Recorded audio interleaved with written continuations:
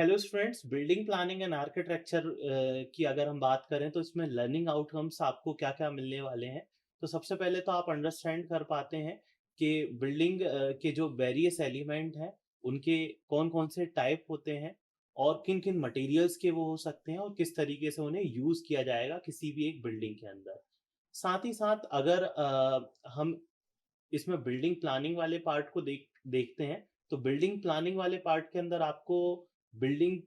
As per national building code and bylaws के हिसाब से किस तरीके से तैयार करी जाती है, बिल्डिंग का ओरिएंटेशन किस हिसाब से लिया जाता है, बिल्डिंग की प्लानिंग किस हिसाब से कंप्लीट प्लानिंग को हम कैसे डेवलप करते हैं, ये आपको सीखने को मिलता है। बिल्डिंग की काफ़ी अलग-अलग जो सर्विसेज़ हैं, जैसे कि fire safety, thermal insulation, sound insulation, aquatics of sound जिसे कहा जाता है, या फिर आपकी लिफ्ट, एस्केलेटर्स, ये जो बिल्डिंग सर्विसेज हैं, इन्हें किस तरीके से किसी एक बिल्डिंग के अंदर प्रोवाइड किया जाएगा, इनको किस स्टैंडर्ड्स के हिसाब से या किस रूल्स के हिसाब से वहाँ पे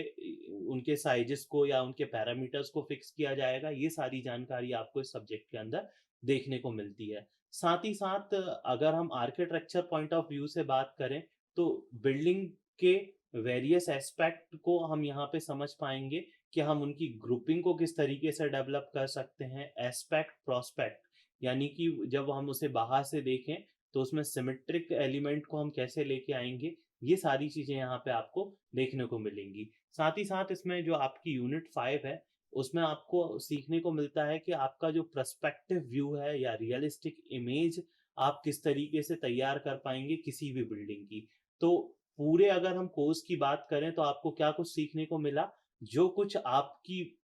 अ, जो कुछ आपकी बिल्डिंग प्लानिंग है वो आप ड्राफ्ट करना सीख जाएँगे पेपर पे एज़ वेल एज़ सॉफ्टवेयर पे। तो ये एक सबसे रिलेवेंट आउटकम है, सबसे इफेक्टिव आउटकम है जो आपको इस कोर्स के अंदर देखने को मिलता है। Thank you so much.